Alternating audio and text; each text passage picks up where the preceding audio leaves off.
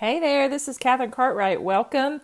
I am sharing a new product from Stamps of Life that's available at HSN. This is the Floral Frenzy border. I think on the website it may say Flower Frenzy, but it's this beautiful border die. And then there also is included in the pack, the kit is a large stamp set with these beautiful sentiments on here. And then you also get some adhesive sheets that you can use to use for your die cuts. And I'm just going to do a quick little card here, and then I'll have some samples to show you at the end. So I'm beginning with the, I've cut the little yellow border using, I've got some adhesive sheet on the back of that. And then I've got the border die shadow. So I'm going to peel off the adhesive on the backing sheet on here, and then I'm going to glue this down to my border. I just wanted you to see it. It's so delicate, but cuts beautifully. So I'm just taking my time here, peeling off the sticker sheet, and then I'm just making sure that I've got it in position before I press it down. So it's so pretty just on its own.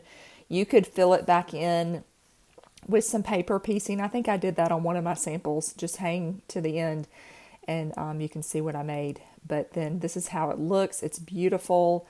So it runs the full length of the card. So it's going to be like 5.5 inches. And then it's going to be the 5.5 inches and about a little less than 2 inches wide. Okay, and here is the stamp set. You can see all of these sentiments that you get. I love the font on there.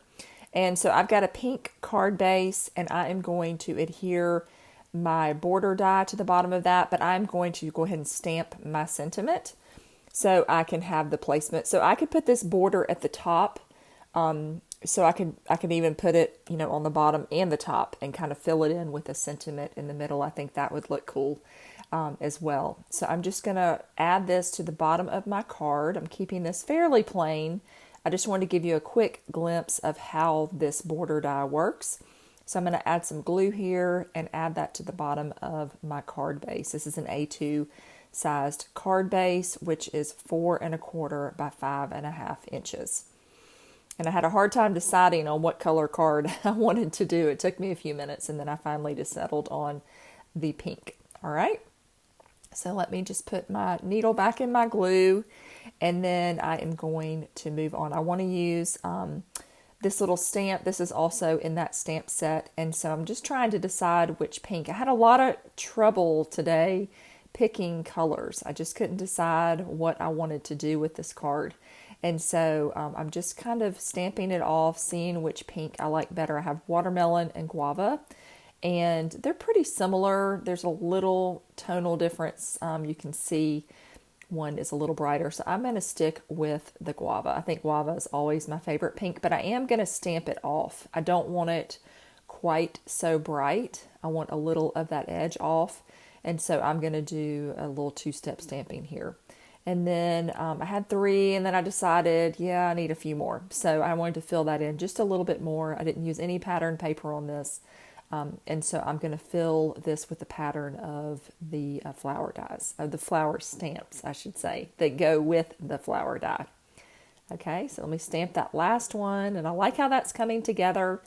We're getting, moving forward with some progress, but then I wanted to do just a little bit more. I wanted to put something back into the card, some gemstones or something, and I couldn't find any that I wanted, and I wanted to keep this one layer so I could get it right in the mail. So I decided to just cut this back out, the border back out again in a lighter purple.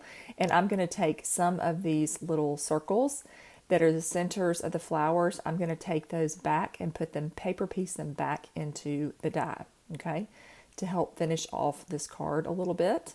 So I'm going to try and finish that off. You could add the little tulip flowers. They look like tulips to me. You could add those back in. There's a lot that you could do with this border because you have the positive and the negative. Okay, but that is it for that one. And here are a few of the samples that I created using the border die. So if you're interested, be sure and check out the description. I've got all the links. Thanks so much for watching, and have a great day.